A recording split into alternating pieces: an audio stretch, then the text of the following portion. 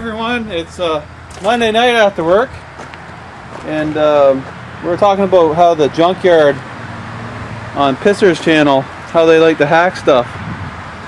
But check this out, I'll show you in a minute. They cut the axles, they didn't bother taking the hub assembly off, and this one appears to, now if this was my car, I'd be awful happy. The rotors aren't very good, but it's got new pads on it. Cut the flex lines. Not that they would sell that at the wreckers anyway. They might sell the axles, but they didn't seem to care about it too much. Cut her off with a torch. Cut the wires, everything. Crazy. Anyway, I picked this rack out in the junkyard Saturday, but they don't sell car parts there, so I had to have them send it across the road to take it out for me. Cost $100. Yeah, it's pretty good considering what was in there. They usually rot right in here. And then I got a spare rack too, considering the rack in this car is not the greatest. Because if you remember the video, this piece here where it goes down in is all corroded out. So we're going to save this old rack just in case he has to come back for another one. The lines are no good. I'm hoping I don't have to do that because some of these lines aren't very good here. Anyway, let's start stripping her down. Okay, I'm going to show you a little trick on these ball joints. Most of these cotter pins are never going to come out. So what you have to do is pull the tabs up and using a pair of whatever you want. Needle nose, I use side cutters most of the time.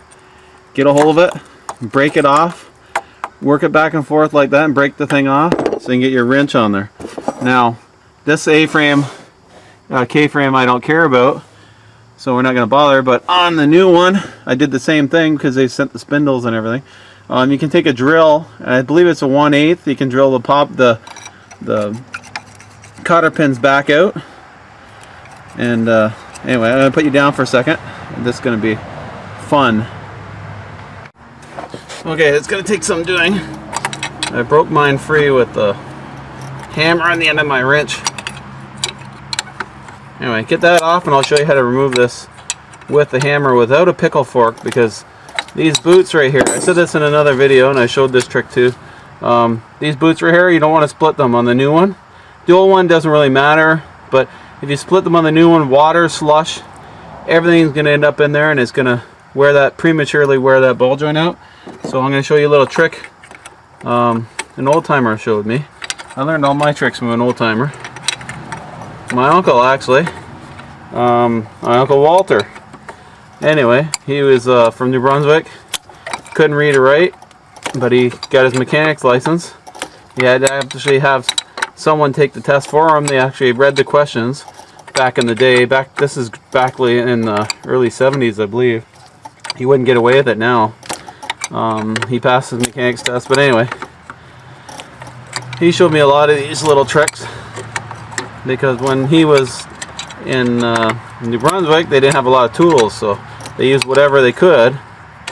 And I guess that frame of mind still stuck with me today.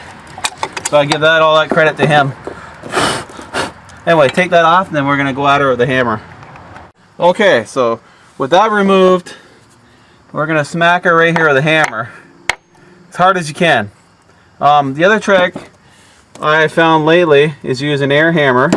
And you can't see where I'm doing. Wait, right here. And hit downwards on the ones with the pinch bolt across here. That works good. On this type, it might work too. Hang on. Anyway, hit that son of a gun like it owes you money. As my boss would say, hit it like it owes you money. Just like that. Let me get you guys out of there. There we go.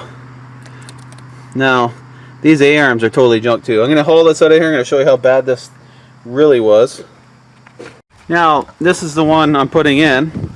And you can see my cotter pin is mushed over. Now, if you take a drill, in a 1/8 drill, you can drill these out, and this one's actually loose, so we'll be able to pick this one out of there, no problem, without even drilling it. Now's a good time to check your ball joints before you go in. This one seems a little bit loose. We'll have to check it on the car. Okay, let's haul this turkey out of there without killing our exhaust.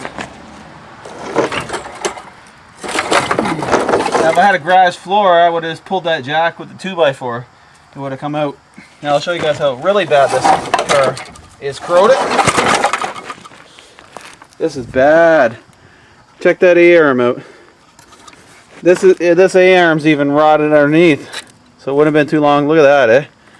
Now it's funny how things go. You can see a piece of the rack stuck in here. I'm gonna save that old rack just in case. I may have to change it. Now would be the time to change it, but we'll see how it goes. I don't want to get into touching it because the power steering lines are all rotty. So we're gonna save it and see how it goes. It's not hard to change after. Just I don't want that pulling out down the road. So anyway. Oh yeah, I forgot to show you how I got the rack out. I had to end up cutting it here, and I cut the head of the bolt off because it spins, just spinning in here. It's kind of a stupid way to do things, but anyway. Now normally at work I'd use a tranny jack and a couple 2x4s or 6x6s, but here you don't have that option. I'm going to work towards getting a lift at home in a garage. So anyway, so what I'm going to do first is I'm going to stick my lower ball joint in. It's only got one ball joint on the front, but anyway, I'm going to put my ball joints in first just to make it easier, because if you wait till later when this bolted up, you're going to have to pry down on this. Sometimes these are seized in here, like in the rubber. You got to flex the rubbers and everything. So I'm going to go ahead and put my ball joints in first, then we're going to line our rack up and possibly put some of the bolts for that in while we can still get at it. Then we're going to push it up in place, put our 3 cross member bolts, or 3 frame bolts on each side. Bang, bang, bang, bang. Anyway, then we're going to take this cut off dog bone out. That'll be our last thing. But okay, next step. Okay, just a little side note. On the new rack K-frame that you're going to put in, beat these little tabs open. Like that. Probably going to be a lot harder to do though. Look at that, eh? That's not good. Anyway, that way the rack will sit down a lot easier, because the rubbers get swelled up and everything. Stuff like that. Okay guys, do yourself a favor before you put this back together. I like to do this on any car I'm doing, doesn't matter if it's rotted or not. Besides cleaning your bolts back up, oil your bolts. Be kind to the guy that has to go in there next, because it may be a year or two, but if you put a little bit of oil on it now, especially you dealership guys, I mean, if you have this out already, why not just you can get some spray cans and like Surface Guard. There's all kinds of different stuff you can spray on this stuff. Take you 2 seconds and make everybody's life a lot easier that has to come behind you, or maybe you'll get the same car like 100,000 miles down the road and you have to go back in there and it's all rotted out. Do yourself a big favor and common sense, or common courtesy, just oil things up before you put it back together. Think about the next guy in there, because it might be you. Okay, another thing worth mentioning is when you're trying to line this K-frame up, it's easier on the hoist obviously, but if you're on the ground like me, leave your 3 bolts on each side loose until you get them all started. Same with your rack bolts. Put them in loosely, and then once you get them, each one of them started in halfway, then you can tighten them all down. I usually start from the back farthest and tighten upwards to the front. Here's another note. If you have a ball joint like this, using old ball joints, and it starts to spin just before it's tightened up, I don't know how well you can see that, put a jack under it and put some weight on it. This will actually force the tapered part of the ball joint into the spindle, which is this piece here. It's not really a spindle, the hub assembly, whatever you want to call it. It'll force it in there into the cone, into the cup, and it'll tighten up. So now you should be able to hammer that tight and put your cotter pins in, both sides. Okay guys, it's getting dark here and I'm getting pretty beat up. I'm just going to weld the exhaust back up, and I'm going to put 2 brake lines on it. The one right front is split because it was hooked to the frame, it was no good, and I'm just going to go ahead and do this one. That way we won't have to worry about them having any more trouble with it. So I'm just going to go ahead and weld my exhaust up and get her done. Probably not going to do any more filming tonight. I'm getting tired. I got a hanger back there to weld, and my pipe right here. I got the jack holding it. Anyway guys, hope you like this. Please rate, comment, and subscribe. As always, I like everybody's comments. I had a kick out of it, so I'm glad I could help anybody if you have to do this.